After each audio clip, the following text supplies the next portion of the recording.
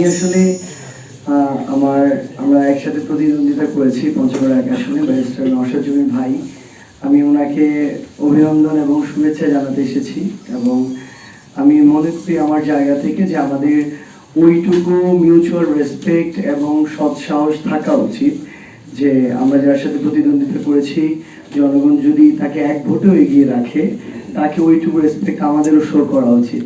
তো সেই জায়গা থেকে আমি নিজে এসেছি ওনাকে এই অভিনন্দনটুকু জানাতে এবং ওনার এই একটা খুশির মুহূর্তে ওনার পাশে থাকতে এবং পাশাপাশি এই বার্তাটি দিতে যে ইনশাআল্লাহ আগামী 5 বছরে এই পঞ্চগড় এক আসনে জাতীয় নাগরিক পার্টি এনসিপি এবং আমরা যদি একটা জোট হিসেবে 11 দল পারফর্ম করি তাহলে আমরা একসাথে তাকে আমরা সকল ভালো কাজে আমাদের জায়গা থেকে সহযোগিতা করবো ইনশাআল্লাহ।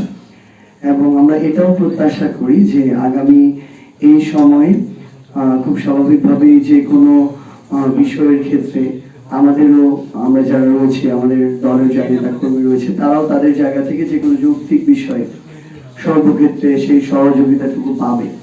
তো ইনশাআল্লাহ আমরা একসাথে মিলেই আসলে দিন শেষে আমাদের পঞ্চগড়টাকে করতে হবে।